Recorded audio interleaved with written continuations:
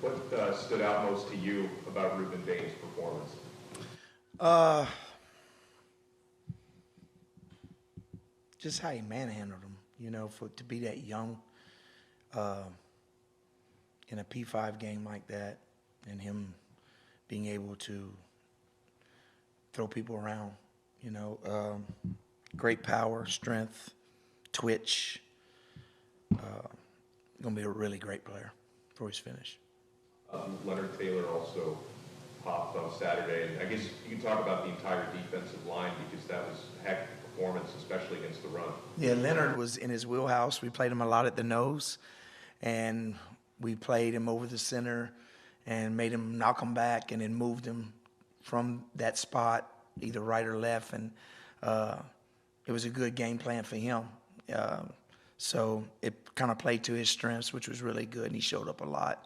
But the whole front, he really played well, backers and everybody was included. Seems like you had a wrinkle with the front. Can you just take us through that and the impact that made? Yeah, we went 3-3 stack.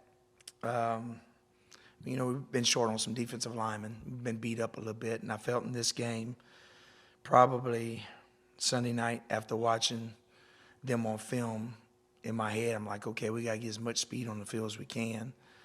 So I started thinking, if we put 3 linebackers on the field with 3 down linemen, we can do more. We can drop in coverage differently. We can match up on tight ends. We can bring different pressures. And I've done it before, but it's been a while back that I did it. But it was kind of the same situation. People gave me a lot of motions, a lot of empty sets. And when you get in empty sets, a defensive end can't go out there and play a guy, but a linebacker can.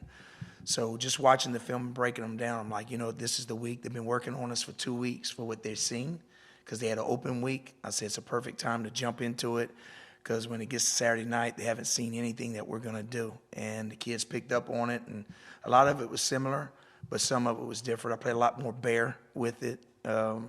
So they carried out the game plan well, and they did a great job executing. Coaches did an unbelievable job of getting them to buy into it, and they had some people who had to be unselfish. They didn't play as many snaps as they would have with a regular front. But I thought it was best for us to have a chance to win, and we executed it really well. What have you seen on film from Virginia's offense? Well, the last game really sticks out. Quarterback played really good. Transfer kid from Monmouth, of course, and a lot of one-hand catches. They played up to the challenge, and they were good at what they do. They get a lot of empty sets. They get in some open sets, and the quarterback runs draw, and he's good at running the draw. He's a little jitterbug up in there, so we're going to have our hands full for sure. So just well executed last week. Early in the year, not as much, so we know we're going to get their best game, though. I know, obviously, you guys try to treat every opponent the same, treat every opponent with respect, but, these things that it might sneak in that this team, a week ago had 1 win, but now that they've beaten the team that you guys know is a handful, does that kind of bring it to something like, yeah, these guys can play? No, Monday's a Monday, Tuesday's a Tuesday, Wednesday's a Wednesday. Our preparation's the same every week. Last week was a good practice, and we played well. The week before, we played a half game as good as you probably could against that quarterback that was playing against North Carolina. And then we got on our heels a little bit, and the game changed. But each week we prepare the same well, and we play with great energy. So it really doesn't matter about the opponent. We just try to focus in on what we do well and practice the way we need to practice. And I like where we're at, and I'm glad they beat North Carolina, because it's not a team that they're going to look over. But we didn't look over Bethune. We didn't look over any team we've played this year. So I think we've been very businesslike. Obviously, Ruben's having a lot of success as a true freshman. Most of it's been on the outside. What does the future hold for him? Do you see him as a defensive end in the big picture? Does he eventually go inside? Maybe as you get pieces back and maybe advance. I don't know. I'm not putting any limitations on Ruben. I do think probably if he has a future past college, he may trend toward the inside. But right now I like him where he's at, and he's big and powerful, and the offensive tackles aren't used to seeing that. They're used to seeing guys try and run around them and do counter moves, and now they've got a big guy on the edge, You know, in the NFL, there was guys like Bruce Smith, and there was Reggie White, who gave people problems on the edge because they were so big. Ruben's not that big, but I mean, brings the same type of skill sets, strength, power, and twitch. So I don't know. We're just gonna let it play the way it's playing. You guys had some key stops when they got inside the 5 in the Clemson game. What did you like about the way the defense kind of bowed up? And They just showed grit, you know. The last drive, I really wasn't worried too much.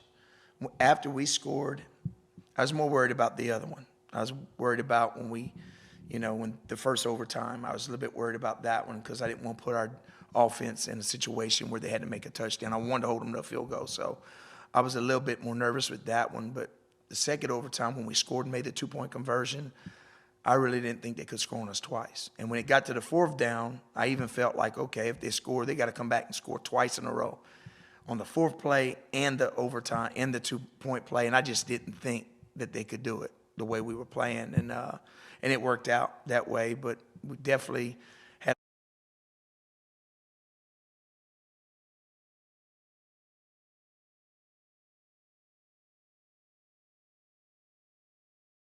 a lot of attitude down there, and that's what it takes. You got to have some grit, and we haven't been great in those situations, this year.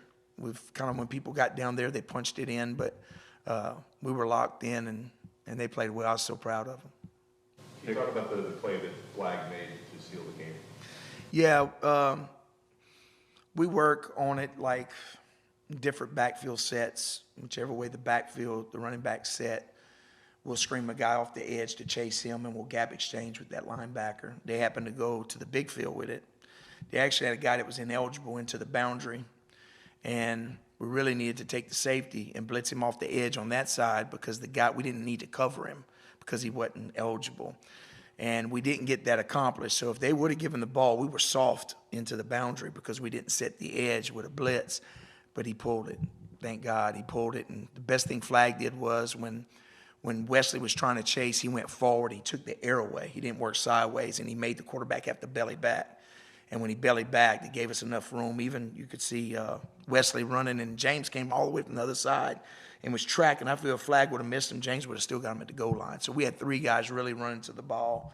We all were. We was all really worried about a horse collar because you could see him tug on his shoulder, and then he was smart where he didn't, pull him down like that. But very instinctive play by Flag, older guy that's played a lot of football. And for a guy to make a play like that, that's really who you want to make the play. Is a guy that's, kind of been here a while, and he's had his ups and downs, and that was one of the biggest ups you can have right there, beating Clemson at home in double overtime. Mike, you said Corey's kind of had some ups and downs. How have you seen him develop, since the beginning of fall camp, since the season got started? He's working, man. He works. He don't complain. He takes coaching from Coach Nicholson, and all those guys have gotten better. Wesley's gotten better. KJ's gotten better. But Flag's been patient when he's in there. He's played well, so he keeps getting better. Of course, Kiko keeps getting better. And you got to have depth at linebacker, and we needed it because we were playing with 3 starters this week, and we had to have guys in rotation. So Flag was one of the guys that had to play the mic and the wheel. And so you got to do a lot of different things when you're playing 2 positions, especially in that 3-3 stack stuff we were doing. Mario mentioned that naturally Kelly's likely out for the remainder of the year. Just who do you see stepping up in his place? And obviously departing for a lot. Who else do you want to see step up filling that spot? I don't know. I don't know who's going to step up. We'll figure it out, and if we got to move some guys outside, we'll do it. If we got to generate some more fronts with different things, we'll do that. So we want to play the best 11. That's the most important thing.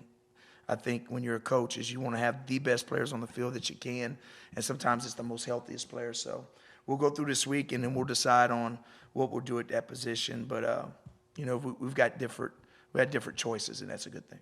Vince, they were targeting you, not you, but they were targeting you guys on the outside, on the perimeter, with the deep ball more than we've seen anybody do this season. Your thoughts on that? I mean, you've got some games coming up. I know you're looking 1 week at a time, and I don't really know who Virginia's receivers are, but you've got some games coming up, I know, with some big receivers and things like that. Did that have a resonating effect at all? We're going to keep doing what we're doing. You can't double cover people and not have a guy playing the run. So, There's some different matches we can put in there, but they have to prove they can hit them.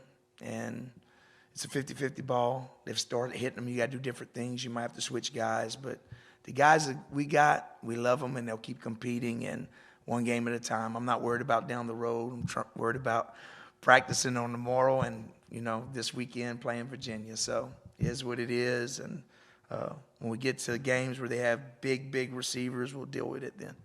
With their production they had at tight end, is there things to clean up there, or is that a guy just kind of making Nah, play? man, that guy made some great catches and some great throws. And anytime a tight end's going free like that and you're in great coverage and they're making plays, you just got to kind of tip your hat. We put a backer on him, we put a safety on him. At the end, on some third downs, we put another DB on him, a corner on him. But still, he had big, he's a big guy. He had length. So we felt like we had to try to make the tight end beat us because we thought they had some good wideouts, and especially with a kid coming back that was healthy. So we felt like if we could make it a tight end game, it was better for us. And, I thought he bobbled it, but it is what it is. I thought we had a safety as well. So, but I'm not an official. I know that because of the week before, they threw flags on me. So I stayed off the field and didn't complain this week. How's Josh Horton developing? And he's a big guy, true freshman. Can he help you this year? He's getting better, but when you don't come in the spring of your freshman year, it's hard. There's so much to learn. You go through summer, you go through fall camp, and then you start playing, and your reps start getting cut down. You go in a scout, so it's just hard, whereas the difference between him and Ruben is just from the learning purpose. Ruben was here in the spring, so he went through spring football. Ruben did not look like he does right now this spring, but through going through spring, then going through summer, then fall camp, he's continued to get better. So Horton's going to develop when he develops. He has gotten better, and he's played a couple of snaps, but just not there yet. But we got to keep getting him closer and closer because we might need him down the stretch. How about the freshman linebackers? You had, They played some special teams. Hadn't played a lot, on defense except mop-up duty, but they've gotten better. They've really done a good job on the scout team, the look teams they call them. So they've done a great job, and they're going to be some good football players. KJ, I think, played his most snaps of the season. Was that a function of the 3-3 look? Yeah, or- because we started Wes. Wes is what we called our Hank. He really took over for the Jack into the boundary, and then KJ played the Will, and Kiko played the Mike, and then Flag came in and played both. So they got a bunch of snaps, and we needed them too. And I was kind of a little worried because they play on special teams. So there's a lot of snaps they played the other night, but they held up well. I was proud of them. They did what we needed to do. Jared playing at end. Yeah. How do you do? in He that did look? great. A lot of times he played the 4 because we was in 4s a lot. We'd get in 5s, and they was slanting and angling. So Jared's probably more of a 3 tech or a 4 technique anyway. So he's really a little bit further out in the guard, the better he is. And it fit really well what we did. Him and Ruben are both kind of those guys that kind of can do a little bit of both. So. Anything else for Coach Guidry? Oh, no, really. Go ahead. How tough is it for your defense to defend and practice for Short Smith? We don't go against them a lot, thank God. We'll go against the offense probably about 15 plays a day. At the beginning of practice, we'll go like maybe tempo against them, and then we'll go a team run play action, and then there's always some other type of team that we do. So it's roughly about 4 and 4 with the ones, about 12 to 15, and then with the 2s. So he's mostly on the outside. He didn't play in the backfield against us at all, but he's very talented. All the wide receivers are. We have a hard time with our wide receivers. They're very athletic. They can run really, really well, so we get a lot of good practice against our offense. What do you think of Corey and Daryl and Jaden in coverage on Saturday? I thought they did well. We gave up a couple balls. Jaden gave up, one of the fade routes, but other than that, he challenged it really well.